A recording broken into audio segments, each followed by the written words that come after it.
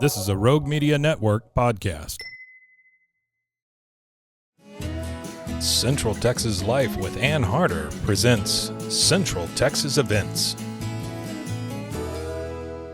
Hello, everybody. Welcome to Central Texas Events. And we are in the last weeks, really, of the 175th anniversary celebration for the founding of the city of Waco. And I have two members of the Jacob de Cordova Society here with us, something brand new that started really with this 175th celebration. And man, have a lot of things been done. Jeff Aristide, who really kind of started the whole thing, is with us, and Bobby Horner, who serves as a public information specialist with the city of Waco. And you're also agreeing to chair a time capsule. That's right. To help commemorate this 175th anniversary. That's right. But let's back up a little bit. And earlier in the year, or this year of celebration, a film was produced called My Beautiful Daughter, which is what Jacob de Cordova called the city of Waco as he was helping to plot out, the land that would become the city. And tell us a little bit about the origins of that. And Jeff, the fact that everyone can come and see this film on the 31st. So on January 31st at the Waco Civic Theater at 7 p.m., we have the public screening for the city of the Jacob de Cordova story. Jacob, in 1849, founded the city, working with many people that are considered founders along with him. Jacob himself, he had at that point in time acquired a great deal of property on both sides of the river in conjunction with other partners and so forth. And the first lots were sold to Shapley Ross. And lots were set aside in the public square subsequently for churches and schools and so forth, all an idea that came from de Cordova. And one of the historians at Baylor, Patricia Ward Wallace, suggested that the idea came from Jacob's wife, Rebecca. Yeah. So that was really great to read. So during the course of this year, we were able to work with a filmmaker from Hutto, Texas. He had been teaching film for 17 years at the McCallum High School. Ken Rogers, his students have gone on to win all kinds of awards around the world. And the thought process occurred, well, what if we were to do a film using the latest animation technology and retell the story of Jacob de Cordova? Yeah, there's not a lot of photographs from that period of history, really. That's right. And so how do you do a movie, telling about all these things? So it really came down to getting over initially to the Institute for Oral History and the Texas Collection, where there's an incredible wealth of material.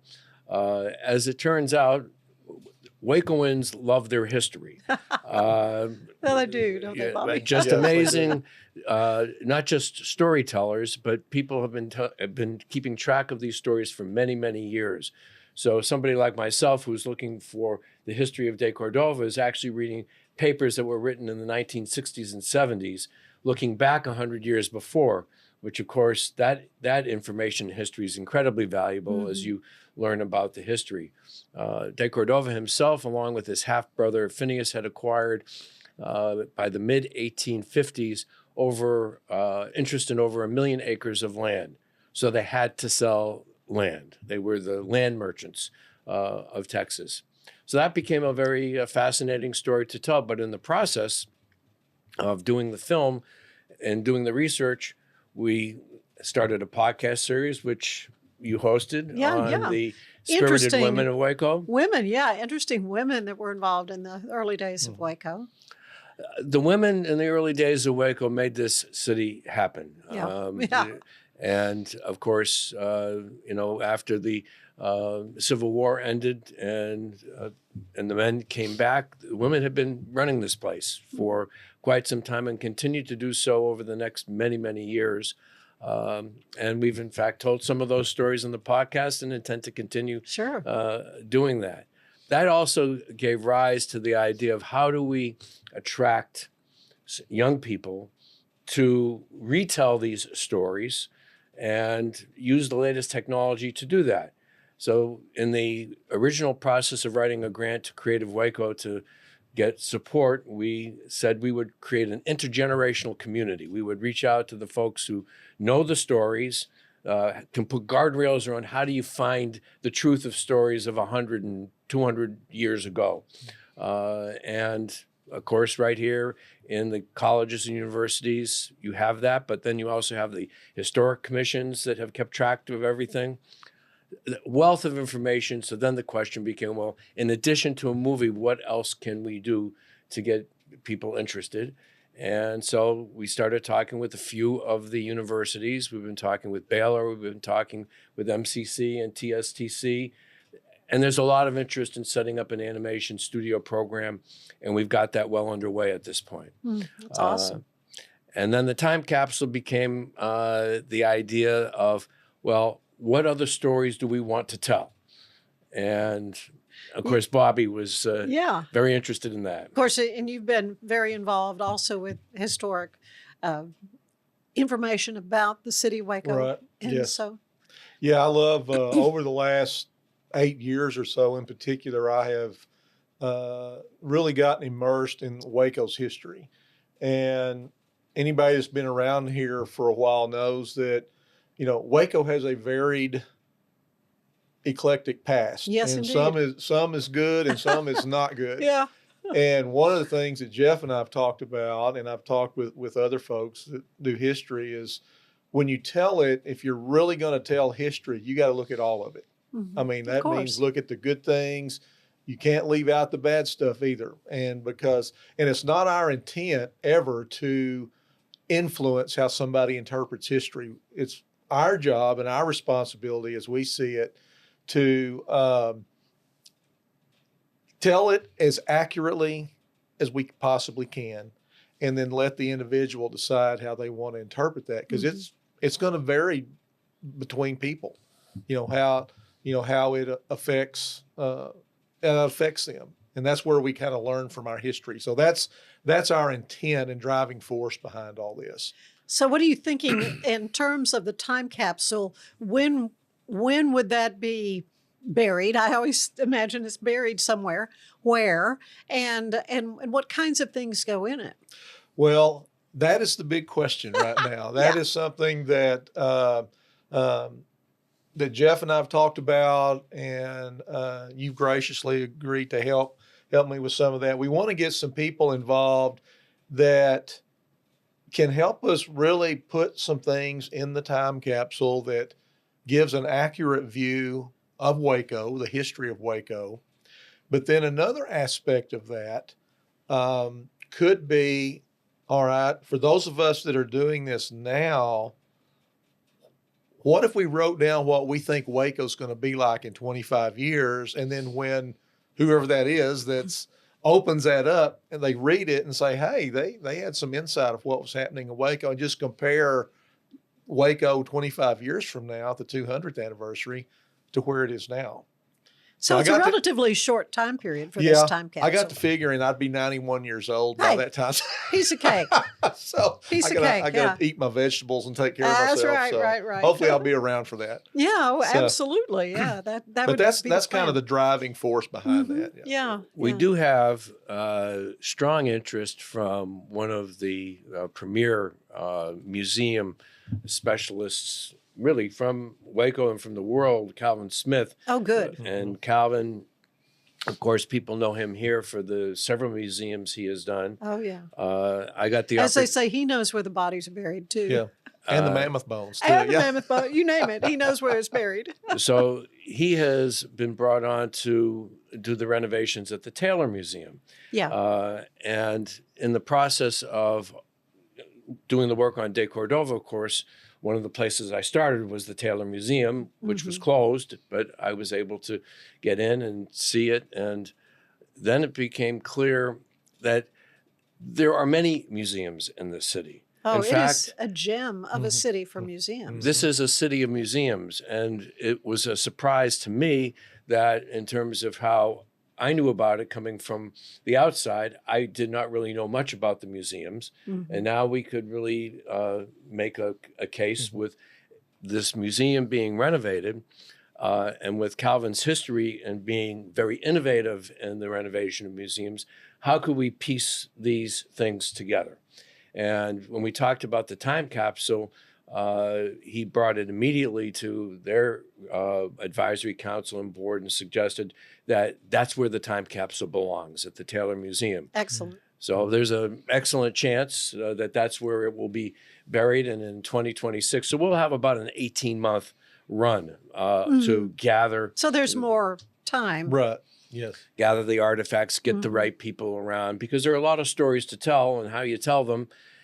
And then the idea in a time capsule is that, generally speaking, it's physical, but we live in a time when you have to have a virtual side to this. Sure. And so That we've would be been neat looking to at have that. a place where folks could see actually what's Yep. going into it. And of course, with the new technologies that are coming out, nobody really has an idea how this is going to play out Isn't with that the artificial truth? intelligence. In 25 years, who knows what Yeah, things are that's exactly right. things are going to look like. It'll be very Absolutely. interesting to see what we think 25 years will bring to us.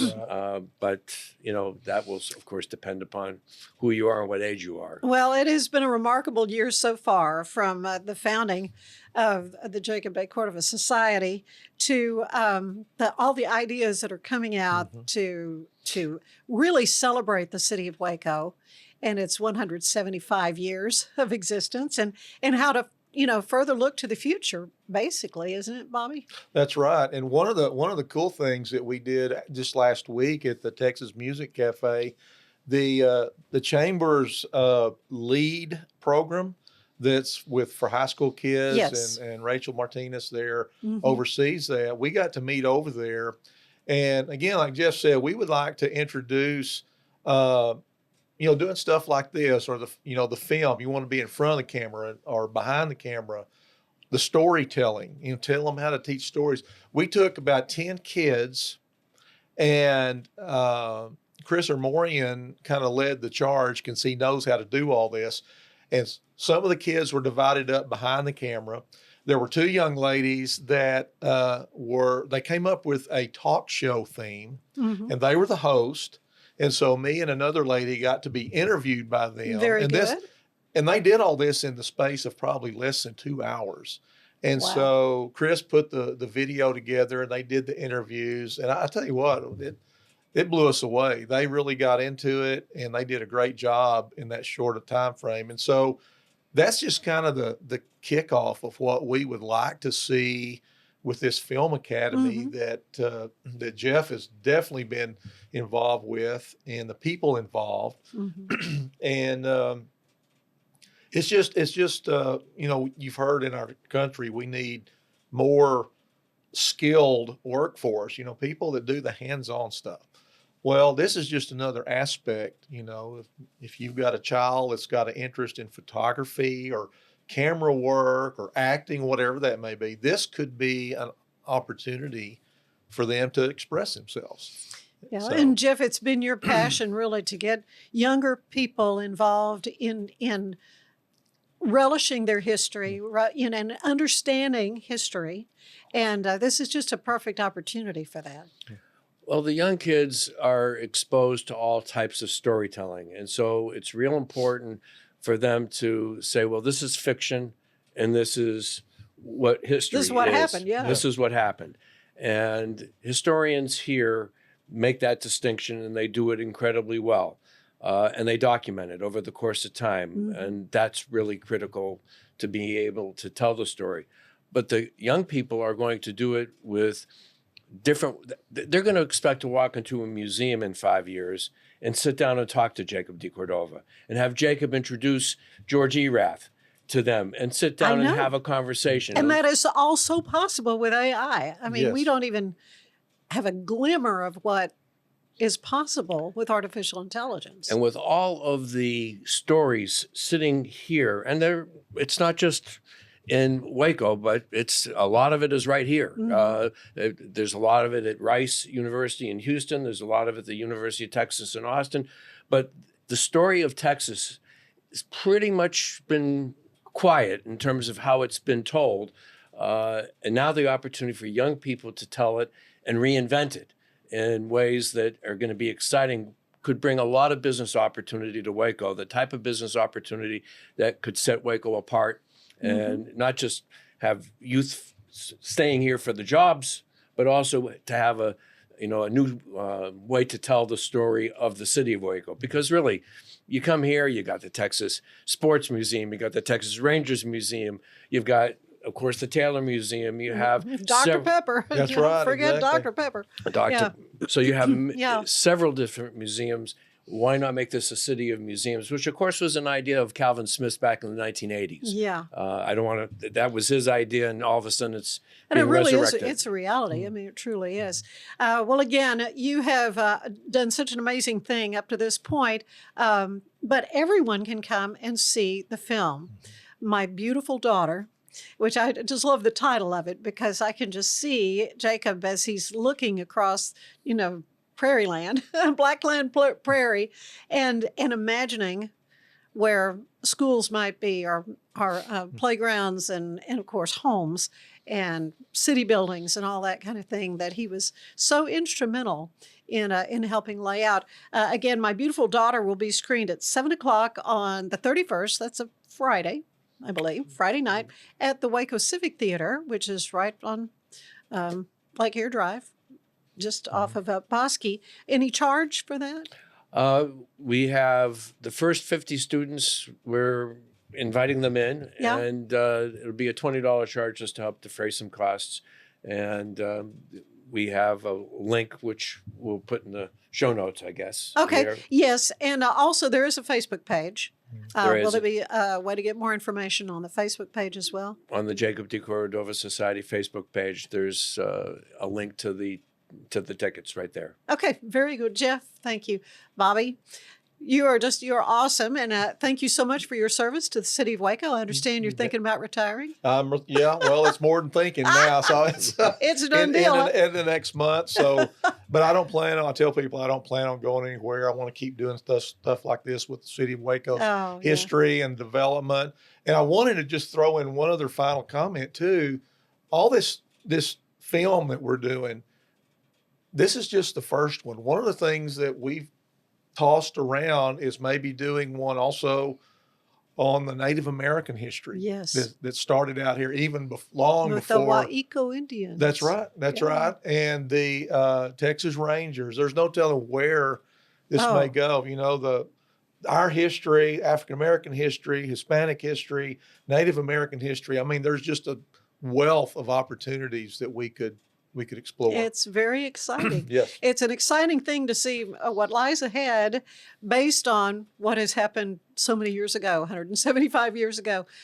Grateful to you both, though, You for bet. being with us today and for all that you're doing through the Jacob de Cordova Society and for the city to help celebrate 175 years.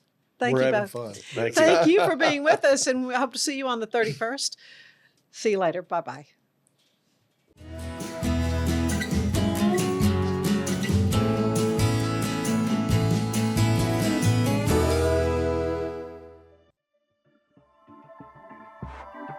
This has been a Rogue Media Network production.